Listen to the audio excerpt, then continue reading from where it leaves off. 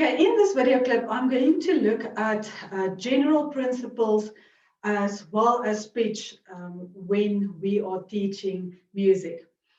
So first of all, I don't know about you, but I often come across people that really hate theory of music. And I think it's often because of the way we were taught and the way that we felt about theory. So I'm going to quickly just give you a bit of background about me. So back in the days when I was still a learner, getting theory classes, I'll never forget, I had a grade 6 theory teacher. We did grade 6 over 2 years, and we always just heard how we were going to fail this exam. And eventually, when I wrote grade 6, I thought it's really going to be a big miracle if I actually pass it. And that's how everyone in the class actually felt. And then also, the teacher couldn't really explain systematically. And sometimes when you ask a question, she was also very, I don't know, she didn't, it was like she didn't like answering our questions. I don't know what was going on there. And when it got to the marking point, and I want to actually show you guys my grade 6 book. I got one of the worst, but a lot of them, these examples look like it. If you open my book, this is how it looked. Okay, let me see if you guys can see. I don't know if you can see there, I got a 4 out of 10, and really a lot of red in my book. So every time when I opened my theory book, it was covered in red with like a lot of writing. And you didn't see this. I don't know if you saw the Tipex there. You had to Tipex out. If you did a correction, you had to Tipex the previous comment out so that you can re-comment in red.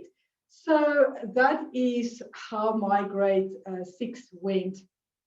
And thankfully, actually, because the teacher didn't explain well, I had to go and figure out things on my own. I can remember figuring out secondary dominance on my own.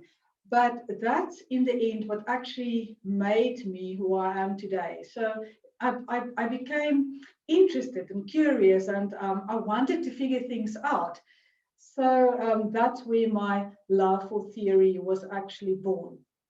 So I think, going back to that experience, it's so important to make music fun for the kids. And always remember that human element, to be kind, to be compassionate, to be understanding. Also, from wherever they're coming, the background, and that they might be sitting in front of you with a lot of emotions that they don't necessarily show on the surface. And then just one thing, I personally prefer not marking in red. Maybe it's because of my grade 6 experience. I feel it's a very aggressive color. So maybe consider marking in purple and pink, in blue, anything, especially when it gets to marking harmony, that kids don't feel that they're being attacked by you. Okay, so that's just a general thing there. Then the next thing is always play the examples.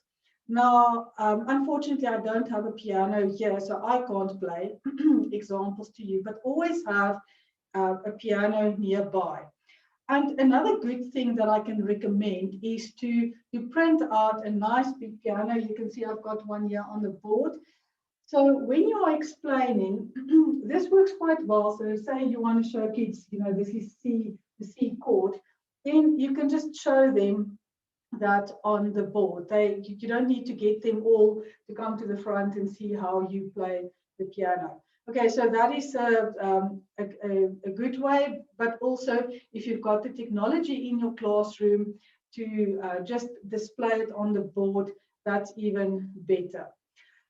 Okay, so then the next thing is that I want to really emphasize, and that's where you're going to start to get learners to really be interested in what you are teaching them, is to to really make them understand the why, not just give them a lot of principles, but explain to them why they need to do certain things. And I'm going to do a bit of this today as well, that you can see how I actually teach and how I get people to really love the subject music, but specifically theory of music.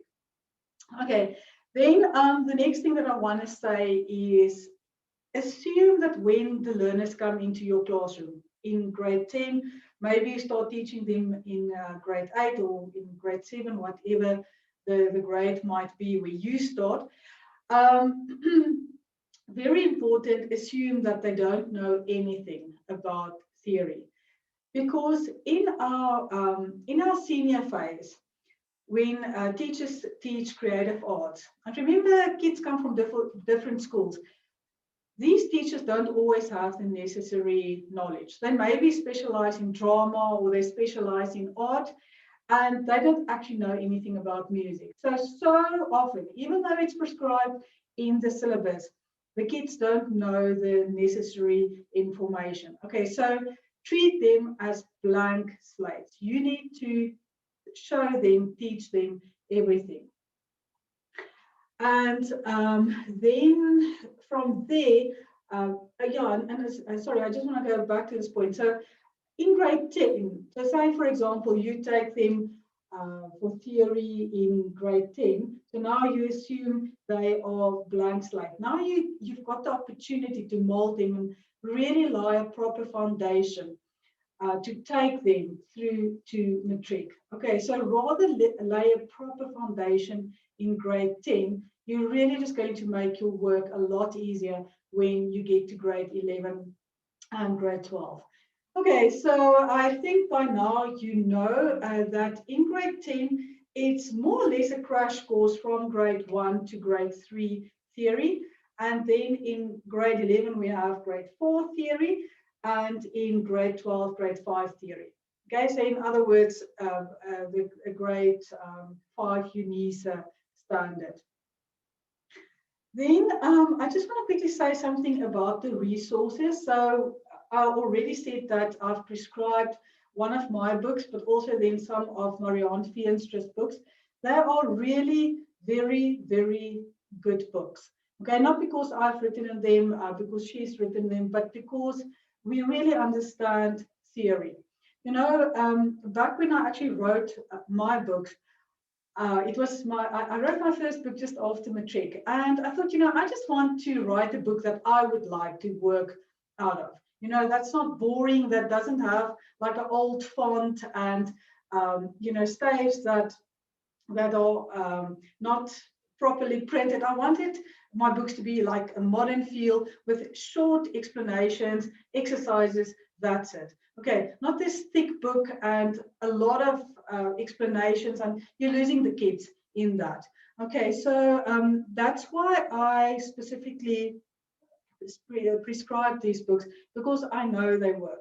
Okay, there are other books as well, and maybe there's something you prefer, good for you. Okay, but this at least will give you a very good foundation and some material to work from when you are teaching. Okay, so just the difference between my books and then Marianne Veenstra's books.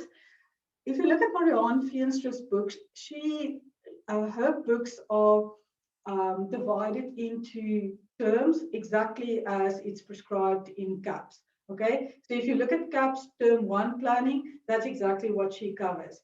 And she covers topic 1 to 3 in her books. My books, on the other hand, I only look at theory, in other words, topic 2, music literacy, and I approach it per concept. So I would explain everything that you have to know about intervals for that specific grade. I don't break it up into intervals for term 1, intervals term 2, etc. Okay, because I feel if you understand everything, if you get the bigger picture, it's easier. Okay, so that's just the main difference between the books. Okay, and then the last thing before I start looking at a pitch is what I can recommend and tell your learners this as well, is to use a 0.7 HB pencil. Okay, still a clutch pencil, but it's not that thin and or that fine rather, that it's going to cut into the paper, and when you erase it, you struggle to erase it. So that's just a small little thing that I can recommend to you guys. Okay, and I think what I will do now is I'm going to just stop this video, that it doesn't become too big, and then in my next video clip I am going to start running through the didactics when teaching pitch.